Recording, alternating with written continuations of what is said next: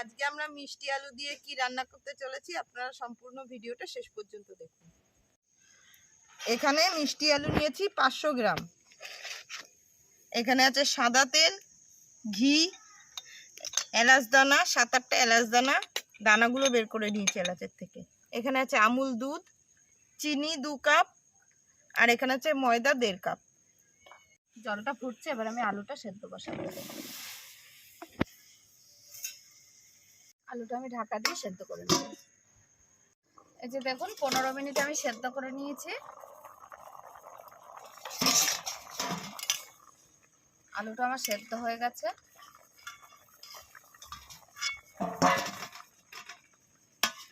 এই যে এবার এখান থেকে আমি তুলে নেব।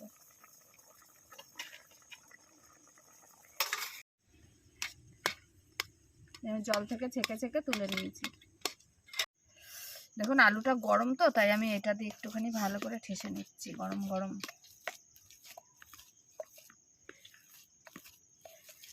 আলুটা দেখুন সুন্দর করে মাখা হয়েছে।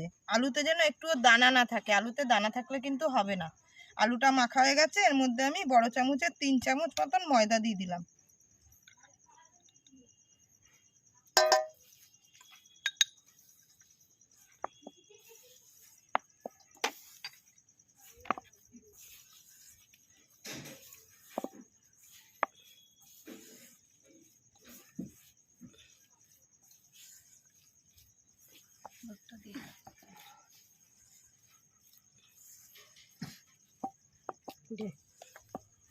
দুধটা আমি সবটাই দিয়ে দেবো। এখানে 50 গ্রাম মতন দুধ আছে, আমি সবটাই দিয়ে দেবো। আলাদা কি বলে পাকা অল্প। এবারে মধ্যে 2-4টে এলাচ দানা দিয়ে দেবো।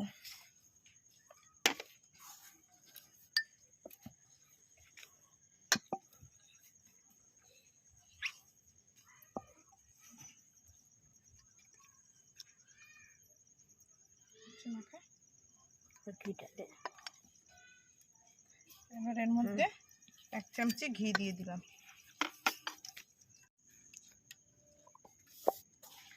এই যে সবকিছু মিশিয়ে আপনারা আস্তে আস্তে হালকা হাতে এইভাবে মেশাতে থাকবেন।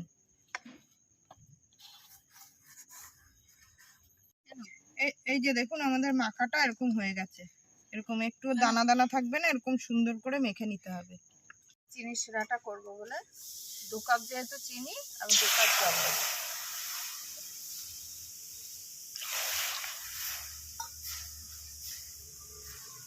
দিয়ে দেবো। বাবা এই জায়গার আগুনের তাপটা না হাতে এসে লাগছে।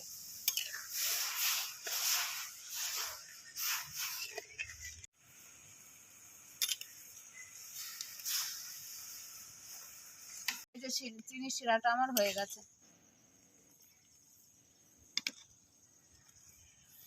নামিয়ে রাখলাম। আপনারা যখন এটা গোল আকার দেবেন তখন হাতে একটু তেল মাখিয়ে নেবেন, না হলে এগুলো হাতে লেগে যাবে।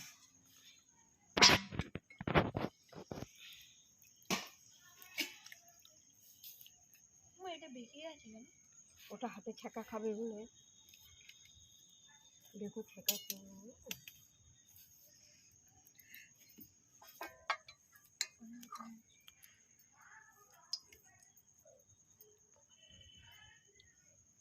এই যে এরকম করে গোল গোল করে আপনারা রেখে দেবেন, রেখে এটা ভেজে নেবেন। এই যে দেখুন আমরা ওই মাখাটা এরকম ভাবে গোল গোল আকার দিয়ে নিচ্ছি। হয়ে গেছে। এগুলো আমি আস্তে আস্তে ভেজে নেব,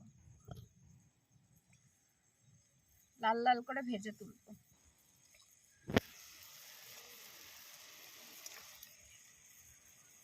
একবারে হয়ে যাবে মনে হচ্ছে, কড়াইটা বড় না।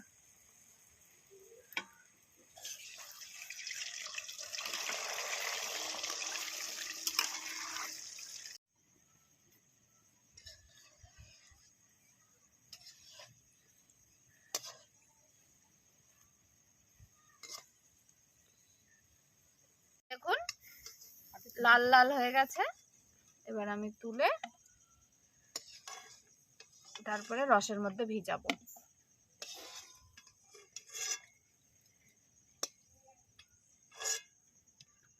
আস্তে করে রসের মধ্যে ছেড়ে দেবো। চাটা করে আসো। 15-20 মিনিট এরকম রসের মধ্যে ভিজিয়ে রাখবেন, এর মধ্যে রসটা চলে গেলেই হলো। এই দেখুন 20 মিনিট রসে ভিজানোর পরে আমাদের মিষ্টিটা এরকম দেখতে হচ্ছে। আমাদের মিষ্টি এখন একদম রেডি।